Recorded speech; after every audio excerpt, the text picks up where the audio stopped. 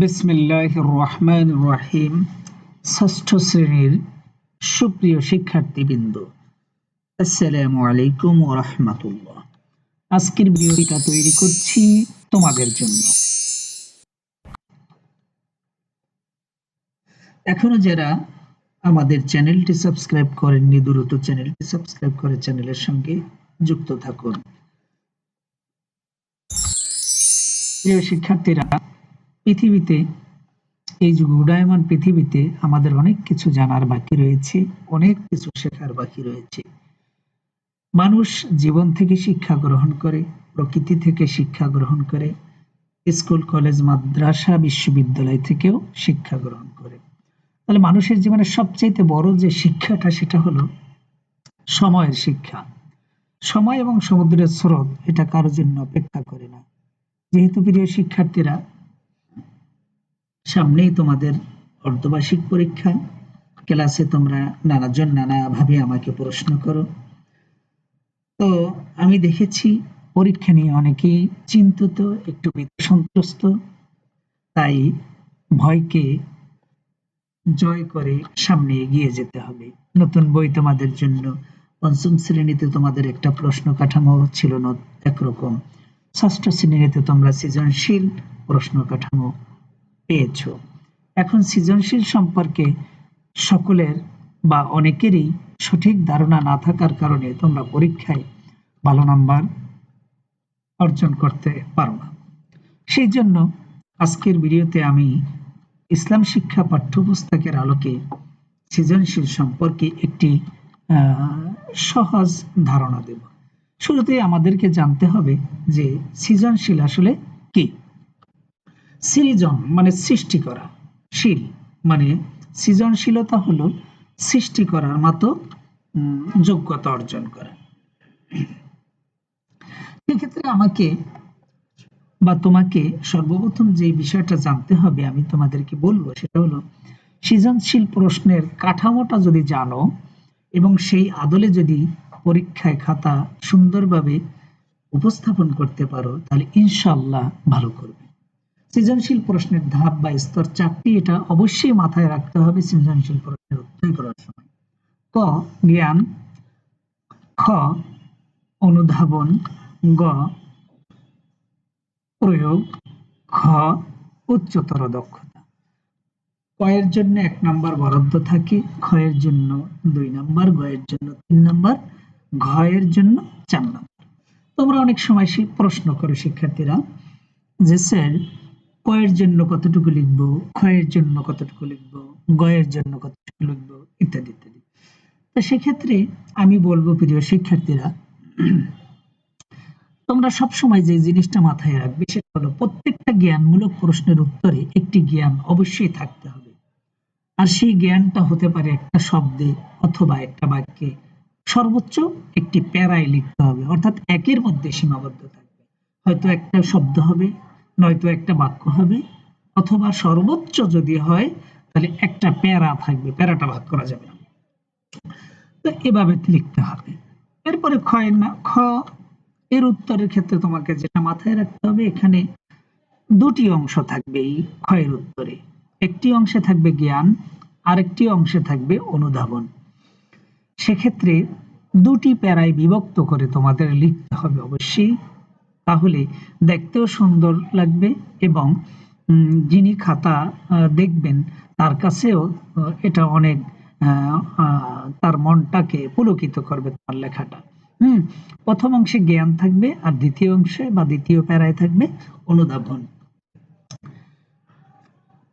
তৃতীয় নাম্বার যেটা প্রয়োগমূলক প্রশ্ন, এই প্রশ্নে 3টি প্যারা থাকবে। এই যে 3টি প্যারা, এই 3টি প্যারার প্রথম অংশে থাকবে, প্রথম প্যারায় থাকবে জ্ঞান, দ্বিতীয় প্যারায় থাকবে অনুধাবন এবং তৃতীয় প্যারায় থাকবে প্রয়োগ। মোট 3টি প্যারায় বিভক্ত করে যদি গ নাম্বারটা তুমি আলাদা আলাদা করে লিখতে পারো, তাহলে অবশ্যই তুমি কাঙ্ক্ষিত নম্বর লাভ করবে। আর ঘ নম্বরে উচ্চতর দক্ষতামূলক প্রশ্নের উত্তরের জন্য 4টি প্যারা থাকবে। এখানে প্রথম প্যারায় জ্ঞান থাকবে, দ্বিতীয় প্যারায় থাকবে অনুধাবন, তৃতীয় প্যারায় থাকবে প্রয়োগ, চতুর্থ প্যারায় থাকবে উচ্চতর দক্ষতা।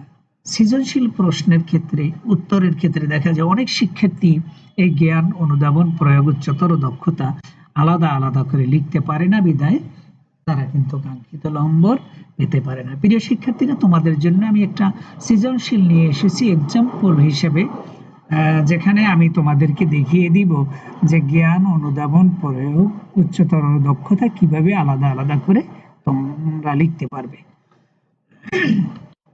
সৃজনশীল উদ্দীপকটা দেখি আমরা। উদ্দীপক: সুমাইয়া তার বাবার সাথে কক্সবাজার বেড়াতে গিয়ে নয়নাভিরাম সমুদ্র ও তার উর্মিমালা, সুনীল আকাশ, পাহাড় পর্বত, বৃক্ষলতা দিয়ে দেখে মুগ্ধ হয়ে বললেন, কি সুন্দর আল্লাহর অপরূপ সৃষ্টি। তার বান্ধবী এলিনা বলল, এসব কিছু প্রাকৃতিকভাবে সৃষ্টি হয়েছে, এখানে কারো হাত নেই। এখন এই একটা উদ্দীপক দেওয়া আছে, এর আলোকে 4টি প্রশ্ন।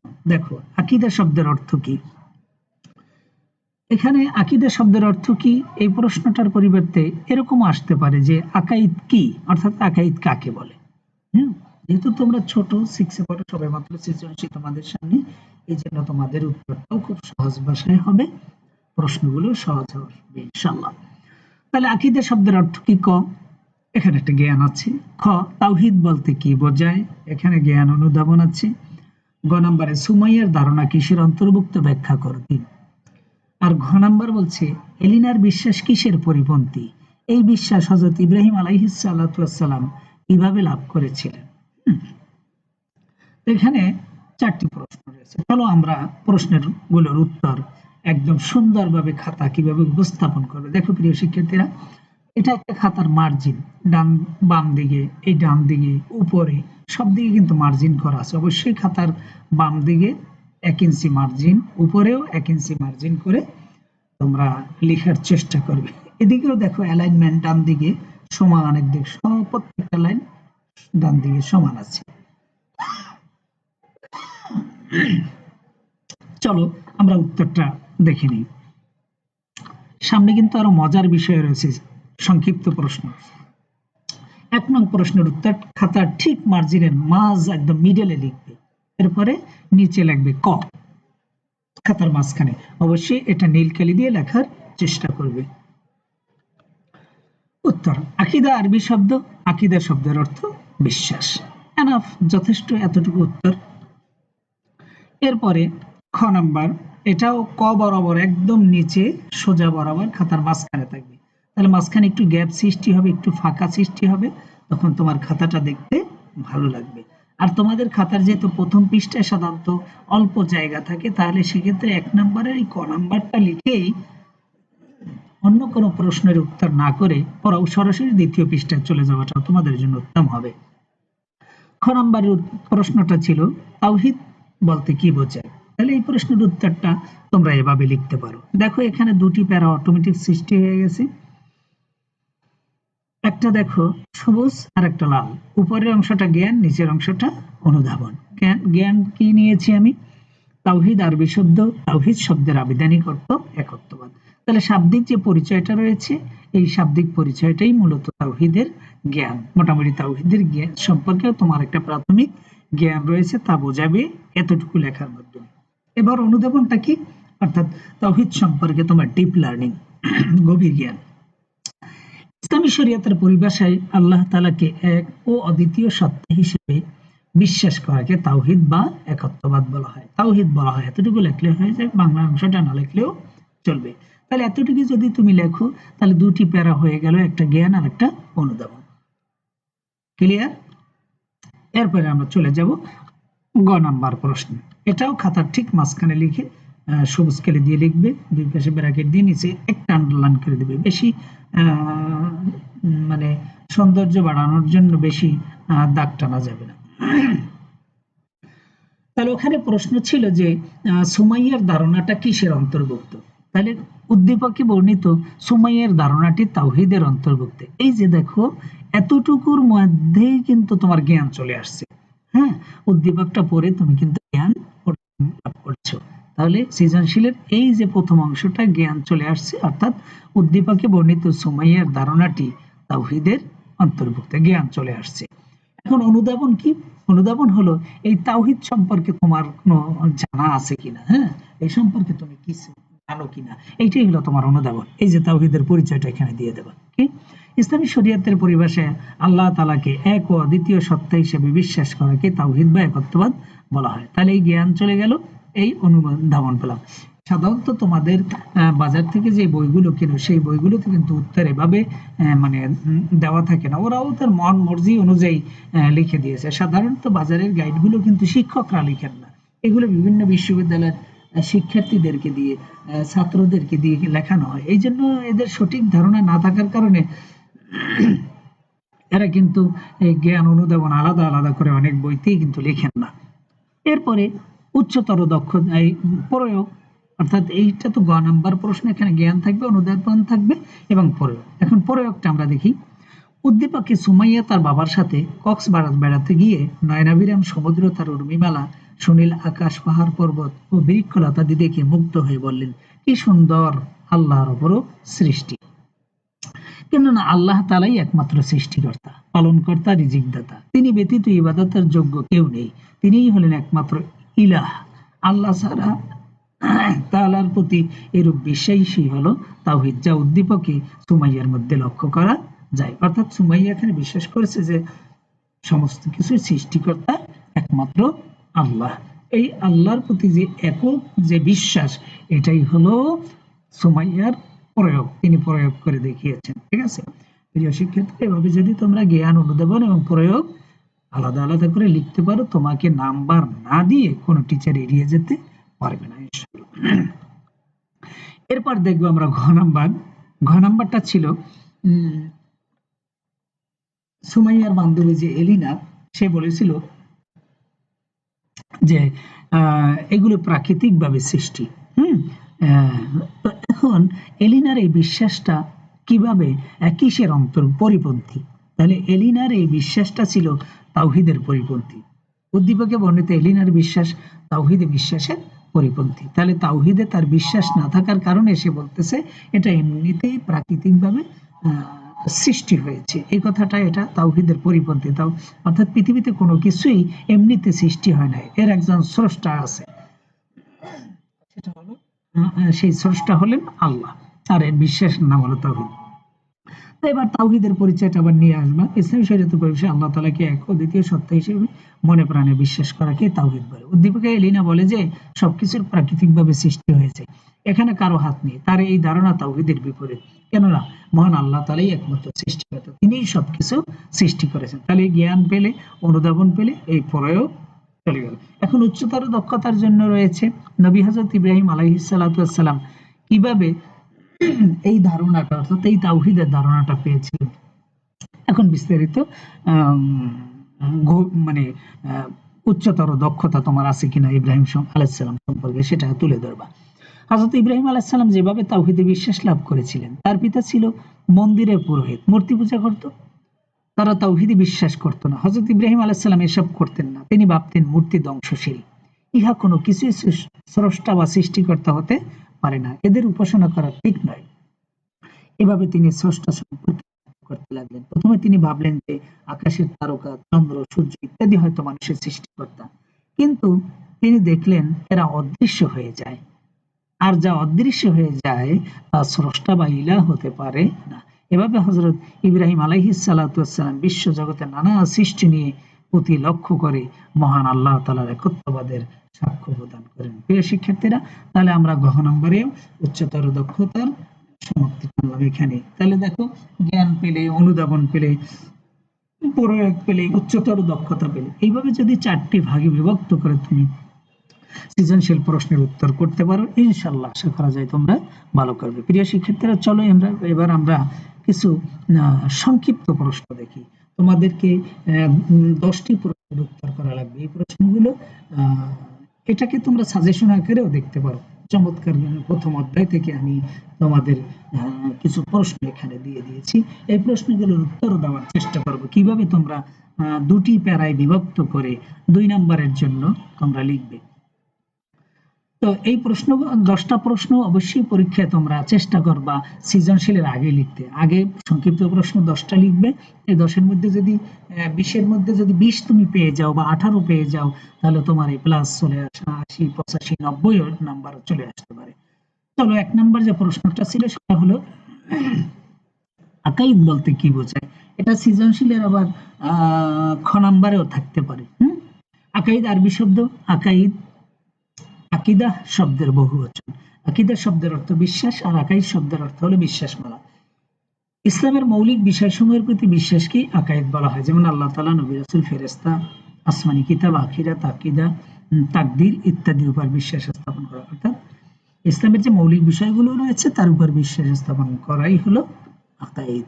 প্রিয় শিক্ষার্থীরা, এখানে 2টি প্যারায় লিখেছে। 2 নম্বর প্রশ্নটা দেখো, আকাইদের মূল বিষয়গুলো লেখো। এই ধরনের একটা প্রশ্ন আসতে পারে। ইসলামের মৌলিক বিষয়গুলোর প্রতি বিশ্বাসকে আকাইদ বলা হয়। তাহলে আকাইদের পরিচয়টা আঁকি দিয়ে তারপর লিখবা। আকাইদের মূল বিষয়গুলো হলো আল্লাহ তাআলা, নবী রাসূল, ফেরেশতা, আখিরাত, তাকদীর, পুনরুত্থান, ইত্যাদি ইত্যাদি। 3 নম্বর আরেকটা প্রশ্ন নিয়ে আসছি তোমাদের জন্য, সেটা হলো দেখো তাওহীদ বলতে কি বোঝায়, তাওহীদ কাকে বলে। এই ধরনের প্রশ্ন থাকতে পারে। তাওহীদ আরবি শব্দ। তাওহীদ শব্দের অর্থ একত্ববাদ। ইসলামী শরীয়তের পরিবেশে আল্লাহ তাআলাকে এক ও অদ্বিতীয় সত্তা হিসেবে বিশ্বাস করাকে তাওহীদ বলে। 4 নম্বর প্রশ্নটা দেখো, তাওহীদে বিশ্বাস আবশ্যক কেন? তাওহীদ বা আল্লাহ তাআলার একত্ববাদে বিশ্বাস আকাইদের সবচেয়ে গুরুত্বপূর্ণ বিষয়। ঈমান ও ইসলামের মূল ভিত্তি হলো তাওহীদ। তাওহীদে বিশ্বাস না করলে কেউ মুসলিম বা মুমিন হতে পারে না। সকল নবী রাসূল তাওহীদের দাওয়াত দিয়েছেন। সকলেই ঘোষণা করেছেন যে আল্লাহ তাআলা এক ও অদ্বিতীয়, তার তুল্য কোনো কিছু নেই। তাহলে তাও কালিমা তাইয়্যিবা অর্থ সহ লেখো, এই একটা প্রশ্ন আসতে পারে। অবশ্যই চেষ্টা করবো আরবিতে পেন্সিল দিয়ে কালিমাটা লিখতে। লা ইলাহা ইল্লাল্লাহু মুহাম্মাদুর রাসূলুল্লাহ। কালিমা তাইয়্যিবার অর্থ আল্লাহ ছাড়া আর কোনো ইলাহ বা মাবুদ নেই, হযরত মুহাম্মদ সাল্লাল্লাহু আলাইহি ওয়াসাল্লাম আল্লাহর রাসূল। 6 নম্বর প্রশ্নটা, কালিমা শাহাদাতের অর্থ লেখো। কালিমা শাহাদাতটা আরবিতে পারলে লিখবে, না পারলে বাংলা উচ্চারণ লিখবে, তবে আরবিতে লেখাটাই উত্তম। আশহাদু আল্লা ইলাহা ইল্লাল্লাহু ওয়াহদাহু লা শারীকা লাহু ওয়া আশহাদু আন্না মুহাম্মাদান আবদুহু ওয়া রাসূলুহু। অর্থ, আমি সাক্ষ্য দিচ্ছি যে আল্লাহ ছাড়া আর কোনো ইলাহ নেই, তিনি এক, তার কোনো শরীক নেই। আমি আরো সাক্ষ্য দিচ্ছি যে নিশ্চয়ই মুহাম্মদ সাল্লাল্লাহু আলাইহি ওয়াসাল্লাম আল্লাহ তাআলার বান্দা ও রাসূল। 7 নম্বর যে প্রশ্নটা, সেটা হলো ঈমানে মুজমাল অর্থ সহ লিখো। আমানতু বিল্লাহি, ঈমানে মুজমালটা আরবিতে লিখতে পারলে ভালো, না পারলে বাংলা উচ্চারণটাও লিখতে পারো। আমানতু বিল্লাহি কামা হুয়া বিআসমাইহি ওয়া সিফাতিহি ওয়া ক্বাবিলতু জামিয়া আহকামিহি ওয়া আরকানিহি। তবে অবশ্যই চেষ্টা করবে আরবিতে লিখতে। আমি ঈমান আনলাম আল্লাহর উপর, ঠিক তেমনি যেমন আছেন তিনি, তার সকল নাম ও গুণ সহ। আর আমি তার সকল হুকুম ও বিধিবিধান গ্রহণ করে নিলাম। 8 নম্বর প্রশ্ন, আসমাউল হুসনা বলতে কি বোঝায় বা আসমাউল হুসনা কাকে বলে? এই প্রশ্নটা মোস্ট ইম্পর্টেন্ট, এটা কিন্তু আসার সম্ভাবনা খুবই বেশি। আসমাউল হুসনা আরবি শব্দ। আসমা শব্দের অর্থ নামসমূহ, আর হুসনা অর্থ সুন্দরতম। অতএব আসমাউল হুসনা অর্থ সুন্দর নামসমূহ। ইসলামী পরিভাষায় মহান আল্লাহ তাআলার সুন্দর সুন্দর নামকে একত্রে আসমাউল হুসনা বলা হয়। মহান আল্লাহ তাআলা 5টি গুণের নাম অর্থ সহ লেখো। আল্লাহ তাআলার 5টি গুণের নাম দিয়ে দিবা। খালিক অর্থ সৃষ্টিকর্তা, মালিক অর্থ অধিকারী, মালিক অধিপতি, করিম শব্দের অর্থ দয়াময়, মহানুভব, উদার, আলিম অর্থ সর্বজ্ঞ। এখানে আমি সব অর্থগুলোই দিয়েছি, তুমি একটা দুইটা যতটা পারো আর কি। হাকিম অর্থ প্রজ্ঞাময়। 10 নম্বর প্রশ্ন, রিসালাত বলতে কি বোঝায়? রিসালাত আরবি শব্দ, এর অর্থ বার্তা, খবর, চিঠি বা সংবাদ বহন। ইসলামী শরীয়তের পরিভাষায় নবী রাসূলগণ যে কর্তব্য বা দায়িত্ব পালন করেন তাকে বলা হয় রিসালাত। অর্থাৎ নবী রাসূলগণের দায়িত্ব কর্তব্যকেই রিসালাত বলা হয়। ইসলামী আকীদা তাওহীদের পরেই মূলত রিসালাতের স্থান। এক্ষেত্রে রিসালাত এবং নবুয়ত প্রায় সমর্থক অর্থ। ওই বলে পর্যন্ত লেখলেই হয়ে যাবে। প্রশ্ন, রিসালাতে বিশ্বাস স্থাপন করা জরুরি কেন? এই প্রশ্নটা মোস্ট ইম্পর্টেন্ট। নবী রাসূলগণের দায়িত্বকে রিসালাত বলা হয়। রিসালাতে বিশ্বাস স্থাপন করা জরুরি। তাওহীদের পরে রিসালাতের স্থান। রিসালাতে অর্থাৎ নবী রাসূলগণে বিশ্বাস না করলে কেউ মুমিন হতে পারে না। কেননা নবী রাসূলগণই আমাদের আল্লাহ তাআলার পরিচয় জানিয়েছেন, তার বাণী পৌঁছে দিয়েছেন। তাদের বিশ্বাস না করলে আল্লাহ তাআলা এবং তার বাণীকেই অস্বীকার করা হয়। অতএব ঈমানের অন্যতম অঙ্গ রিসালাতের প্রতি মুমিনের জন্য বিশ্বাস স্থাপন করা আবশ্যক। নবী রাসূল কাকে বলে একটা প্রশ্ন আসতে পারে। নবী কাকে বলে, রাসূল কাকে বলে? নবী রাসূলগণ হলেন মহান আল্লাহ তাআলার প্রেরিত পুরুষ বা মনোনীত বান্দা। নবুয়ত ও রিসালাতের দায়িত্ব পালনের জন্য আল্লাহ তাআলা তাদের নির্বাচিত করেছেন। যিনি নবুয়তের দায়িত্ব পালন করেন তিনি হলেন নবী, আর যিনি রিসালাতের দায়িত্ব পালন করেন তাকে বলা হয় রাসূল। যাদের প্রতি আসমানী কিতাব নাজিল হয়নি তারা নবী, আর যাদের প্রতি আসমানী কিতাব নাজিল হয়েছেন তারা হলেন রাসূল।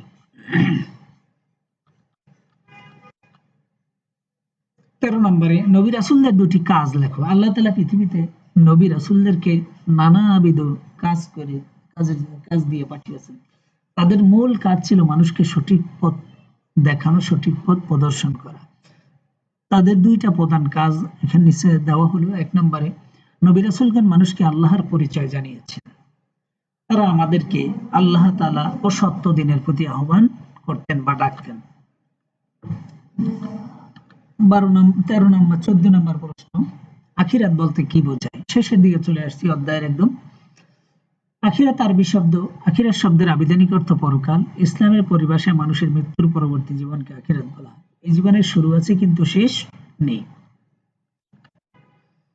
15 নম্বর প্রশ্ন, আখিরাতে বিশ্বাস স্থাপন করা আবশ্যক কেন? এটাও কিন্তু তাওহীদে বিশ্বাস করা আবশ্যক কেন এর মতোই। আসমানী কিতাব রিসালাতে বিশ্বাস স্থাপন করা আবশ্যক কেন একরকমই উত্তর। আখিরাতের পরিচয়টা আগে দিয়ে দিতে হবে। আখিরাত অর্থ পরকাল, মানুষের মৃত্যু পরবর্তী জীবনকে আখিরাত বলা হয়। মুমিনের জন্য আখিরাতে বিশ্বাস স্থাপন করা আবশ্যক, কেননা তাওহীদ রিসালাতে বিশ্বাসের পরেই আখিরাতে বিশ্বাস করতে হবে। আখিরাতে বিশ্বাস না করলে কেউ মুমিন হতে পারবে না। তাই প্রত্যেক মুমিনের জন্য আখিরাতে বিশ্বাস স্থাপন করা আবশ্যক। এক্ষেত্রে কোরআনের একটা আয়াত আছে সূরা বাকারার 3 নম্বর আয়াত, ওয়াবিল আখিরাতি হুম ইউকিনুন। এই আয়াত খান দিতে পারলে ভালো হবে। 16 নম্বর প্রশ্ন, মানব জীবনে আখিরাতে বিশ্বাসের দুটি প্রভাব লেখো। আখিরাত অর্থ পরকাল, মানুষকে মৃত্যুর পরবর্তী জীবনকে আখিরাত বলা হয়। মানব জীবনে আখিরাতে বিশ্বাসের প্রভাব অপরিসীম, যা নিম্নে দেওয়া হলো। 1 নম্বর, আখিরাতে বিশ্বাস মানুষকে চরিত্রবান ও সৎকর্মশীল করে তোলে। আখিরাতে বিশ্বাস করলে মানুষ ভালো কাজ করতে উৎসাহিত হয়, মন্দ কাজ করা থেকে বিরত থাকে। 3 নম্বর, আখিরাতে বিশ্বাস মানুষকে কল্যাণের পথে পরিচালনা করে। 3টা দিয়েছি, তোমার কাছে যে 2টা সহজ মনে হবে বা 3টি মুখস্থ করে রাখবা, পরীক্ষা যদি এসে যায় তাহলে যাতে তুমি লিখতে পারো। 17 নম্বর প্রশ্ন, আখিরাতের স্তরগুলো কি কি? মানুষের মৃত্যুর পরবর্তী, এই প্রশ্নের উত্তরটা তুমি এভাবে লিখবা, মানুষের মৃত্যুর পরবর্তী জীবনকে আখিরাত বলা হয়। আখিরাতে বেশ কিছু স্তর রয়েছে যা নিম্নে দেওয়া হলো। 1 নম্বরে মৃত্যু, কবর, কিয়ামত, হাসর, মিজান, সিরাত, শাফাত, জান্নাত ও জান্নাত। 9টি স্তর রয়েছে। নির্দিষ্ট তো কোথাও নেই যে 9টি, 7টি, 8টি, 10টি, এই জন্য সংখ্যাটা ইনডাইরেক্ট রাখবে।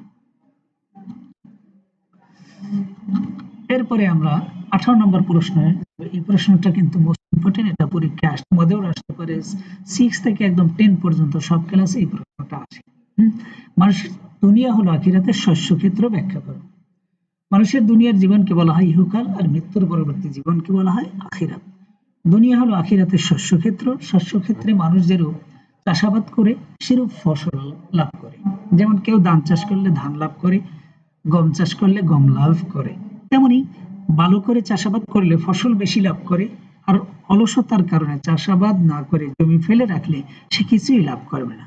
দুনিয়া ও আখিরাতের অবস্থাও ঠিক তেমনই। এজন্যই দুনিয়া হলো আখিরাতের শস্যক্ষেত্র, উক্তিটি যথার্থই।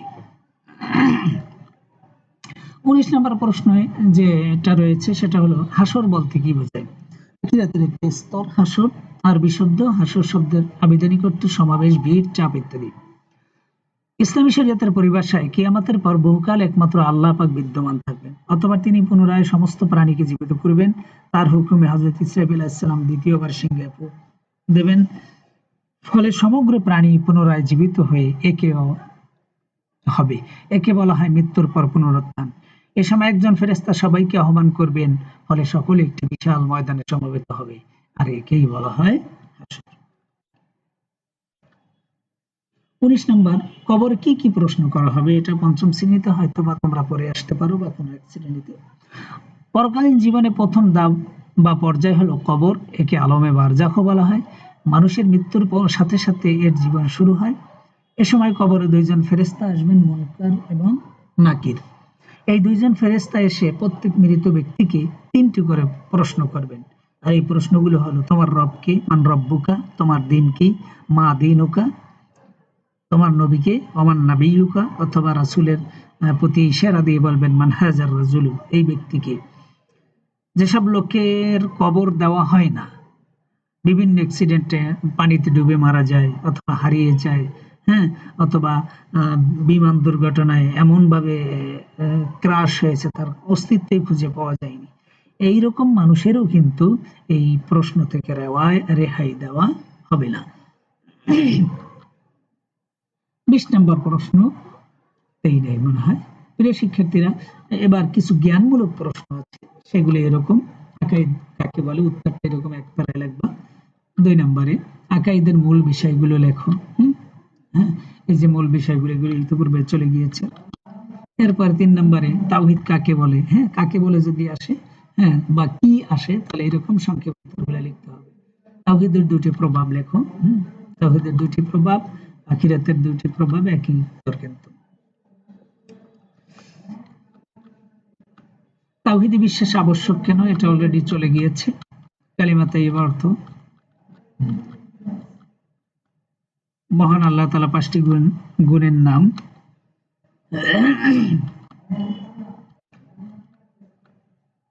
আসমাউল হোসনা কাকে বলে? এরকম কাকে বলে যদি থাকে তাহলে এভাবে তোমরা উত্তর করবা। প্রিয় শিক্ষার্থীরা, তোমাদেরকে বাড়ির কাজ দিলাম, সেটা হলো প্রথম অধ্যায়ের, হ্যাঁ, যে প্রশ্নগুলো দিলাম এগুলি তোমরা নোট করে বাসায় পড়তে পারো। বা সামনে যেহেতু বার্ষিক পরীক্ষা, অর্ধবার্ষিক পরীক্ষা, পরীক্ষার আগে ইনশাল্লাহ তোমাদের চেষ্টা করব প্রথম অধ্যায়, দ্বিতীয় অধ্যায়, তৃতীয় অধ্যায় যতটুকু আছে, হ্যাঁ, সেই সিলেবাস অনুযায়ী আমি আমার ক্লাসগুলো আপলোড দিতে থাকবো। আর এমনিতেও আমার চ্যানেলে প্লে লিস্টে তোমাদের ষষ্ঠ শ্রেণীর ম্যাক্সিমাম ক্লাস দেওয়া আছে, তোমরা ওখান থেকে দেখে দেখে প্রস্তুতি গ্রহণ করতে পারো। সবাই ভালো থাকবে, সুস্থ থাকবে। আমার ক্লাসটা যদি ভালো লেগে থাকে তাহলে লাইক করবে, কমেন্টস করবে, চ্যানেলটা সাবস্ক্রাইব করবে, বান্ধবীদের সাথে শেয়ার করবে। তুমি ভালো করো, তোমার সহপাঠী যারা রয়েছে তারাও ভালো করুক। তোমাকে ধন্যবাদ জানিয়ে আজকের মতো শেষ করছি। আসসালাম।